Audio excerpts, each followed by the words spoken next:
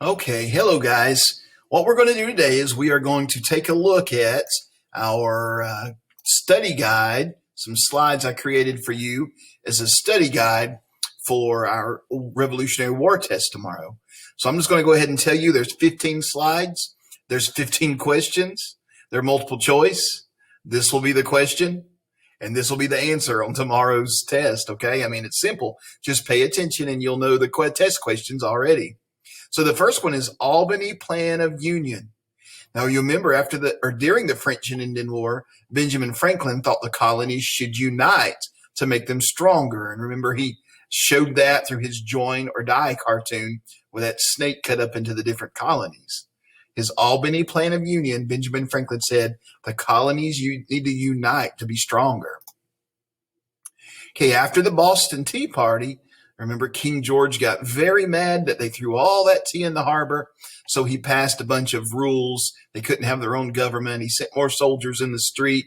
He closed Boston Harbor, and the colonists called them the Intolerable Acts, also called the Coercive Acts.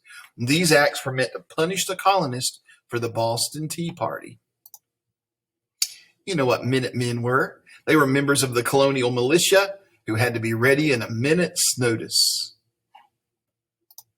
The Stamp Act, it's easy to remember because it required colonists to purchase a stamp for all important paper goods. The Stamp Act, another tax on paper. Townshend Act, it placed taxes on lead, paper, paint, glass, and tea. So the Townshend Acts, there were a bunch of taxes together on all these things that old King George passed. There was the Quartering Act. The Quartering Act said that colonies or colonists were responsible for housing and feeding British soldiers. So if a group of British soldiers wanted to come and sleep in your bed and you had to sleep on the floor, that's what you had to do. That was what the king said. That wouldn't be very fun, would it? That made the colonists mad for sure. The Quartering Act. Patriots and Loyalists. Remember, the Patriots wanted to break free from England's rule. The Loyalists wanted to stay true to the king. A midnight ride of Paul Revere. His midnight ride warned the colonists that the British were coming. Paul Revere rode through the midnight. Saying, the British are coming, the British are coming. First shots of the war fired at Lexington and Concord. These were the first two battles that began the American Revolution. The last battle we just read about a couple days ago was Yorktown. This was the final battle of the Revolution, where the war ended. Last battle of the Revolutionary War.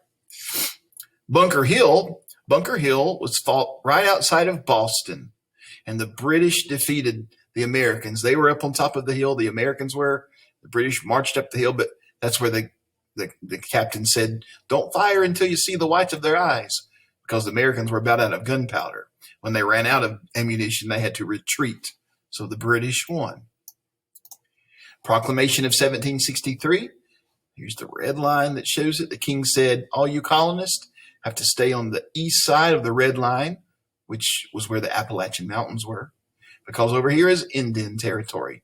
Of course, they ignored him and they went anyway.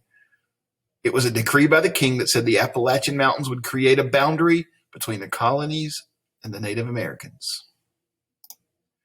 Valley Forge, it was that place where George Washington and his men spent a cold winter. Many of the Army soldiers died here during that cold winter. They didn't have enough food. Some of them didn't even have shoes, didn't have enough warm clothes, and many died of disease and starvation. Going way back to where this year began with the French and Indian War. That's one of the causes of the Revolutionary War, because the French and Indian War, where Britain beat France, it cost a lot of money to win that war. So the king and the British government said, I know how we'll get our money back. We'll charge taxes to the colonists. They thought the colonies should help pay for the war. French and Indian War. And old George Washington. He was the general of the Continental Army, and he became a national hero after the war. So these 15 slides represent your 15 test questions tomorrow. Go back through them if you need to, as many times as you want. Make sure you know all of them. And then tomorrow you'll be taking your Revolutionary War test. See you then.